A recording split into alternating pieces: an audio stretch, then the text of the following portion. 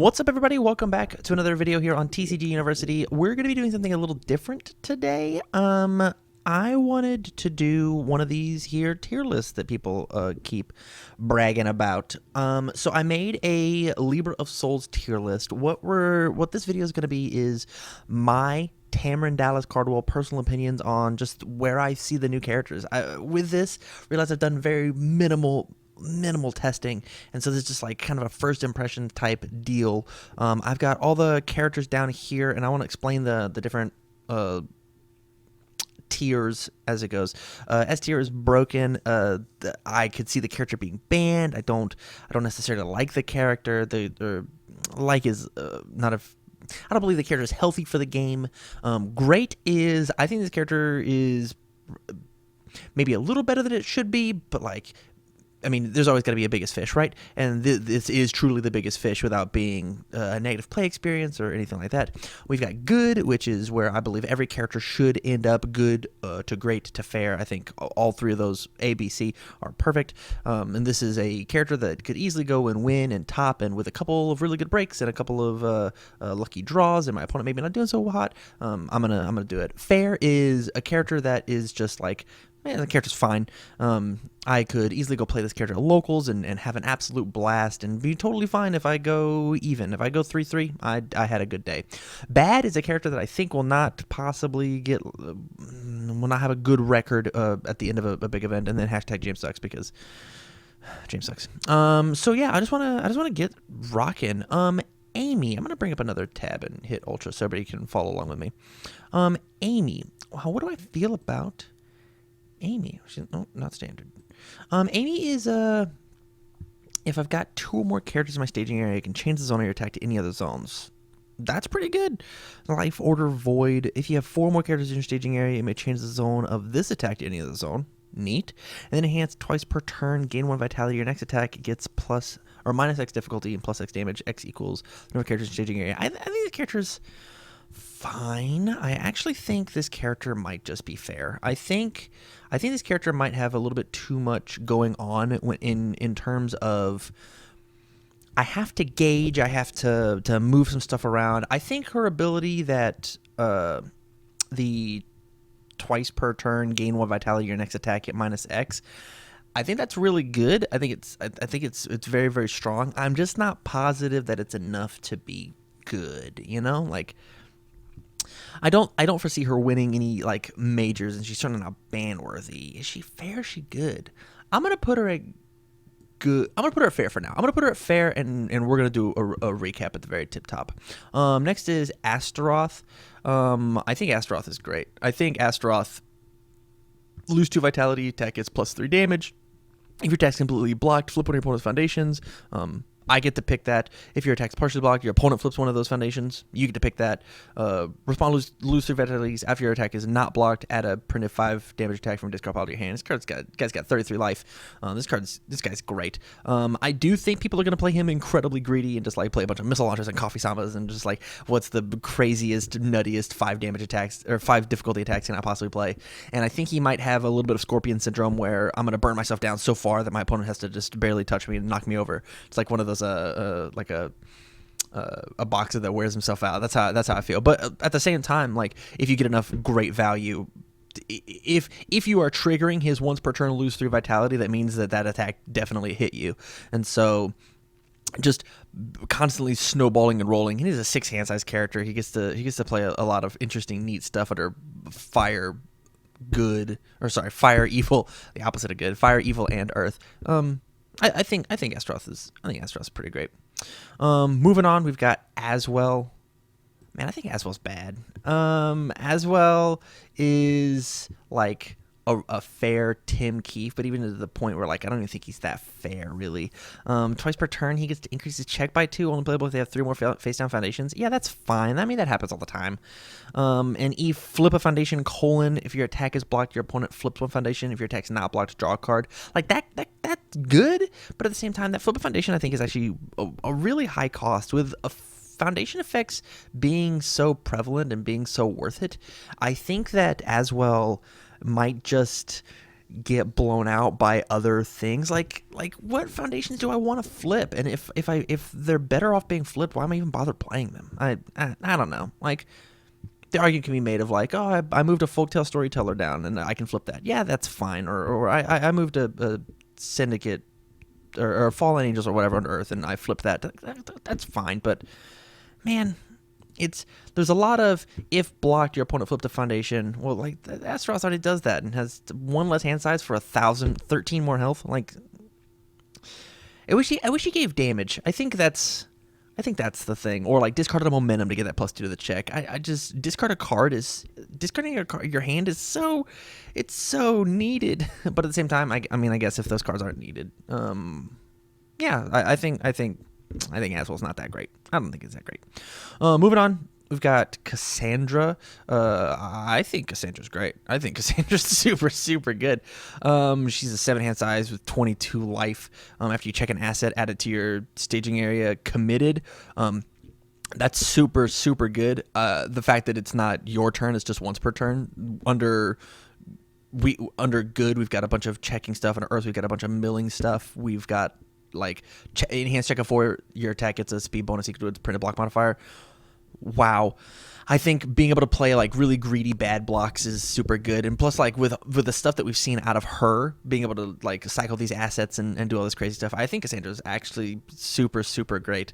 I think she's got a lot of legs, and I think the fact that she gets to play interesting stuff, like you just get to play 4x of Oak Shield and Sword or whatever the Sophidia asset is, and just like always block everything always, and then with her asset being ready, you get to like do a bunch of like there's just so many interesting rad combinations, plus the fact that like people who are going to be like really greedy with her, she just says after you check an asset, not an asset you can only play, so you could be like, oh, actually I need to play this Fiddlesticks, and I'm gonna toss Fiddlesticks into my whatever.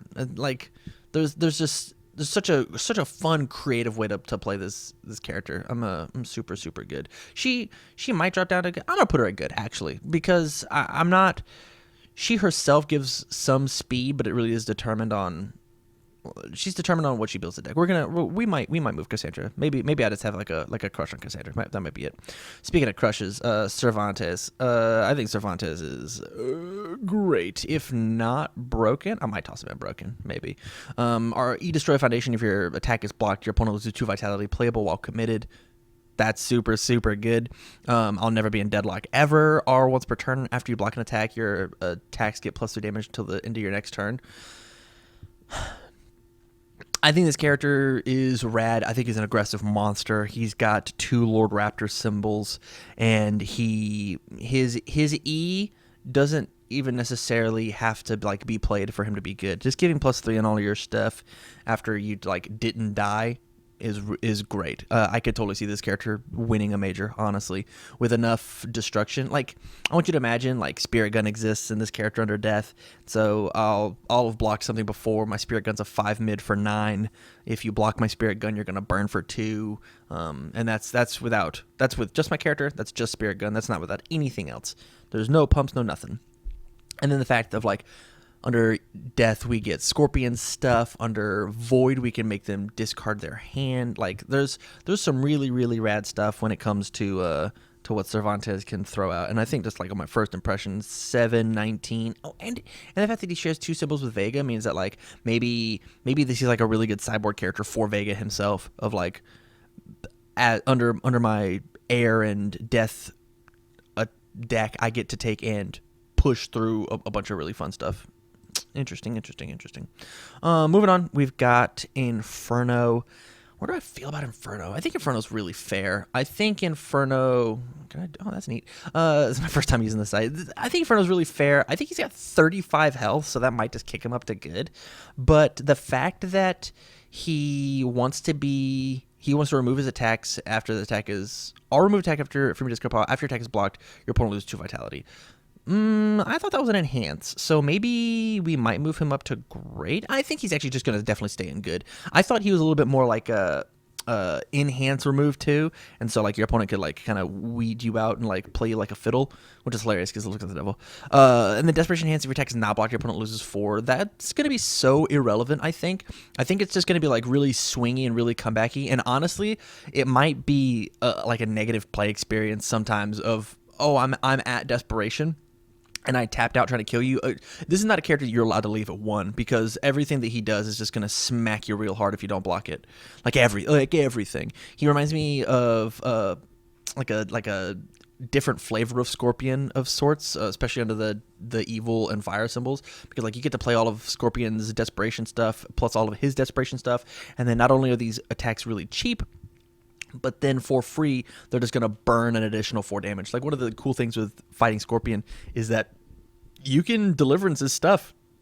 You can deliverance all of his stuff all day. Yeah, I'll only take 4. Well, if you deliverance Inferno, you're actually just going to lose 8. It's like there's no point. Yeah, I think he's good. Maybe just on the coattails of, I mean, he's a 6-hander with 35 life. I think that's the most we've had in the game so far. Mitsurugi 2. My snap choice for me remembering what he does, I'm going to put him at good. I'm going to put him back over here. I think Mitsurugi is good. R, once per turn after you play a combo ability, add the top 2 cards of your deck to your staging area face down, playable while committed. And then E, discard 1 card. Your attack gets +3 damage and gains stun 1. You may add 1 card from your staging area to your hand. He just reminds me a lot of the old school Metal Man. He's a 5-hander with 32 life. Yes, 32 life. And he just reminds me a bunch of... I think people are going to meme with him as opposed to like playing like a real hardy deck. He's got 2 symbols with Kuwabara, which is great. He's got a symbol with...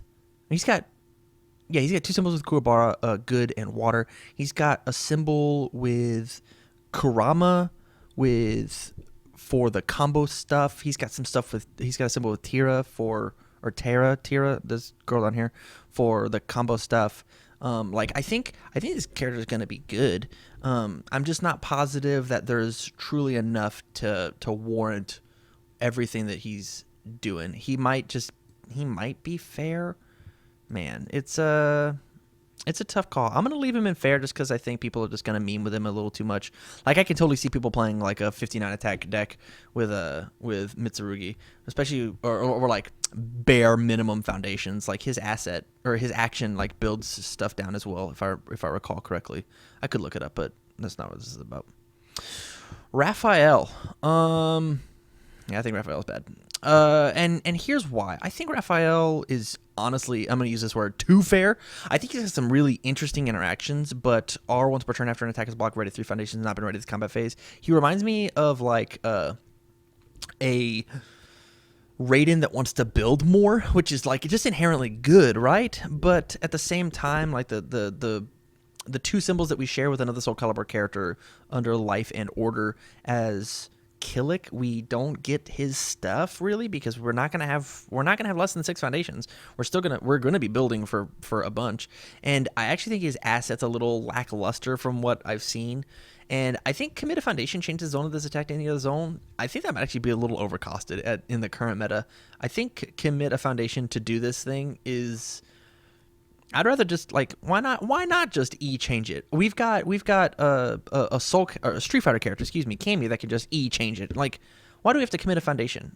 Besides the fact that he shares 2 symbols with Manifestation. Like who cares? Just let him throw that sword wherever he wants it. I think the character's bad. I'm not a huge fan. Man, I'm going to try not to have my personal bias come out. I'm going to put Seong Mina up in great. I think everything going on with her character is like exactly how I personally Tam wants to play UFS, and this is my tier list. If you disagree, let me know in the comments.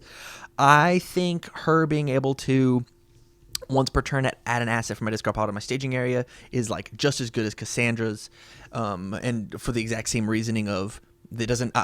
Heck yeah, I'm gonna add in this swordfish and just have a free block on my next turn, or whatever, and then enhance your attack. It's 3 speed and stun 3. If it's blocked, add it back to your hand.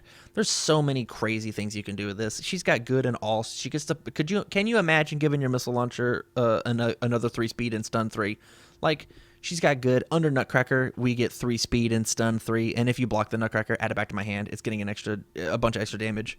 Like, this character with missile launcher is going to be nuts. This character with Dark Cherryta is going to be nuts. This character with Ice Dragon Siryu is going to be nuts.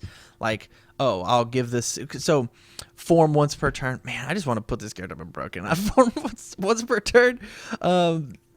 I'll take and add a Krita Yuga into my staging area because I've committed out all your stuff because on turn 2 I've got stun 3 on my things. Who cares if Krita Yuga doesn't share symbols? My character doesn't care about that.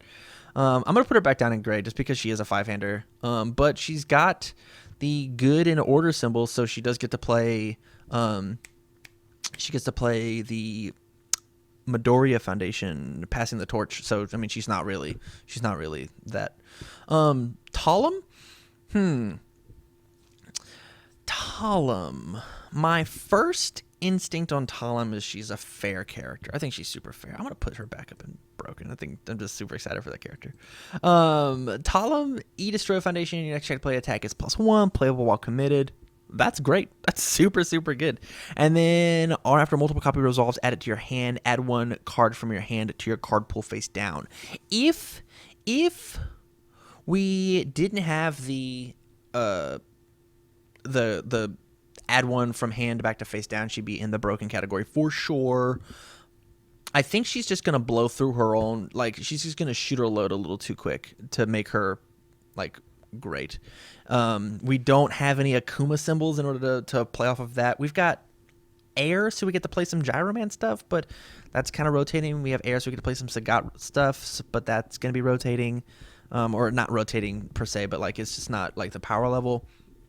There's just there's something missing just ever so slightly. Like I'd be down if we got like even like what we gained a life or gained a momentum or something along those lines.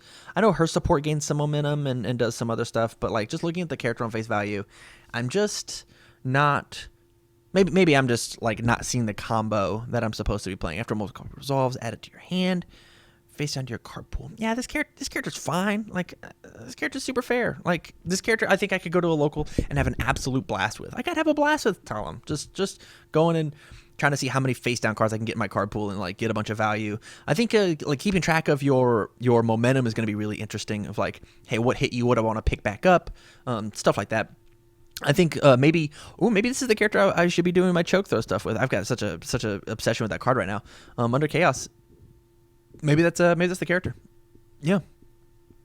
All right, Tira. I think Tira's good, possibly great. Tira is a character. She reminds me, as rad as this is, she reminds me a lot of Inferno, where like and Vega. If you leave her, she's got what, 19 life? Yeah. If you put her to 9, she's just going to wall up and demolish you. Her symbols don't have amazing deadlock pressure.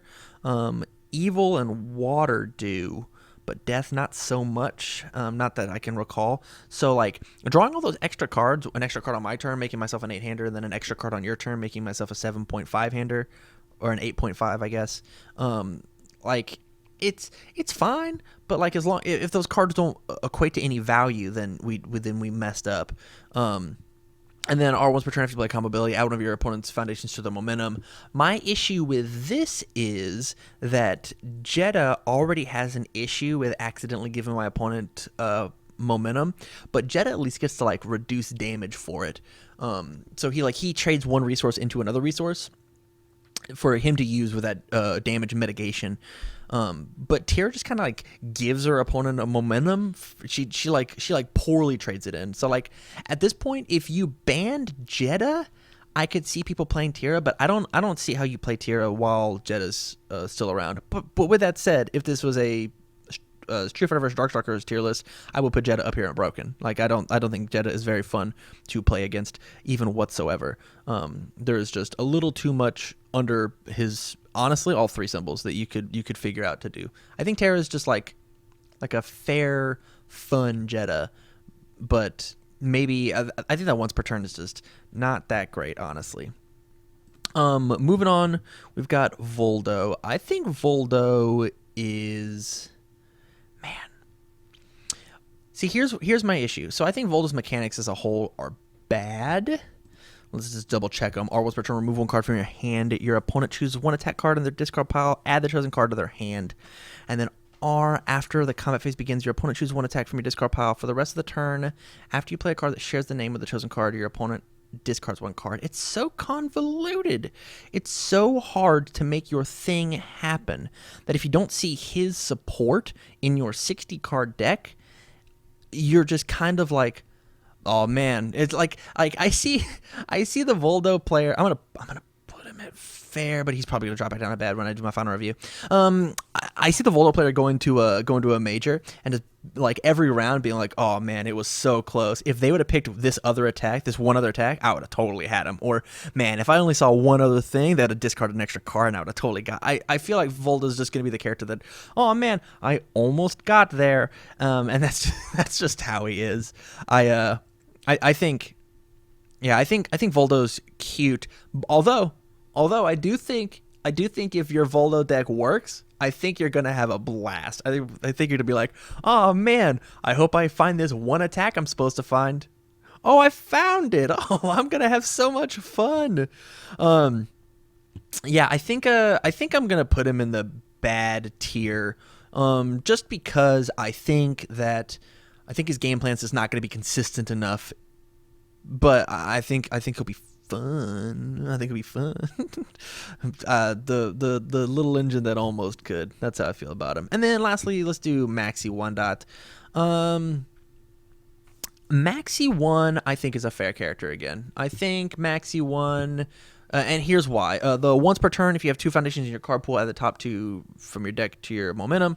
I think that's totally fine with the 1 Sense of Morals. We are losing Season Guide of this set, and his foundations being able to add back in, and then enhance twice per turn, add 1 foundation to your card pool, that does not say face up, which is very much what needed to happen, so we can't just like pop in a card and then pop it right back out, back face down, and then pop it back face up, pop it back face down, like playing peekaboo with a Burning with Revenge.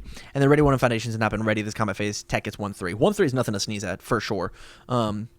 Getting a free momentum once per turn and then twice per turn getting 1/3. I mean, it's still good. And I still think there's some play that we get to do with Let's Cut Loose. Like this just makes Maxi's kit still super viable. It's still super playable. There's nothing not. He's fair. Honestly, I think there's still going to be some interesting stuff with Maxi support. Like right now, nobody's running any of Maxi support because Maxi doesn't exist, and Maxi was so good that he just played other people's support. But I think you're going to be able to like throw some Zodiac Dragon punches and just maybe just murder people with Maxi now. I think this character's good, but I'm gonna drop back down to fair because. Maybe him losing the add foundation face up maybe just like nerfed him a little too hard. I don't know. All right, final review. Is Shang-Ra broken? No, I don't think she's broken. I think she's fair. She's fine. Astaroth is good. Cervantes is good. I think all 3 of these characters are very, very playable. I think all these characters are going to top all the time. You're gonna find. I think the Atlanta boys are gonna absolutely murder with Astaroth if they find the right build. Just be like, I'm gonna sling an attack, sling an attack, sling an attack. Oh, you didn't block that? I'll pick up another one and sling another one. Especially if you can find any way to mitigate or plus to my check. Maybe if we as well had that ability, it would be good. We've got good Cassandra, Inferno, and Tira. I think these characters are good. I totally think that they could easily go and crush an event. But I do think they're going to have to work and be a little fair. I think Tira is probably the worst of these 3 characters just because of the fact of giving my opponent that free resource and debuild 1 is just not that great. Followed by the fact that she does have to live with that extra hand size at desperation. So like the first half of the game where that +1 hand size really truly matters, she doesn't have it. The fair characters are Mitsurugi, Amy, Talam, and Maxi. I think these characters are totally fun. They're whatever. They're gonna go and they're gonna do fine. I think they could easily go hit that 3-3 record that I was looking for. And then my bad characters, Aswell, Raphael, and Voldo. Aswell, I don't think he does anything. Raphael, he doesn't do anything. And then Voldo, I think he's just a little inconsistent. And then for my last one, I think James sucks. He's the lowest tier that I have. Just kidding, buddy. I love you. If you like the content, please let me know your opinions on the tier list down in the comments down below. I think this is actually really fun. As a fun exercise, I would love for you guys to go and out on tierlist.com. Maybe I can like save this as a template or whatever. I don't know. It's the first time using the site. If you like the content, go to patreon.com/TCG University and sub at any of those levels to support us, or just give the video a like, a share, subscribe on the channel out here on YouTube.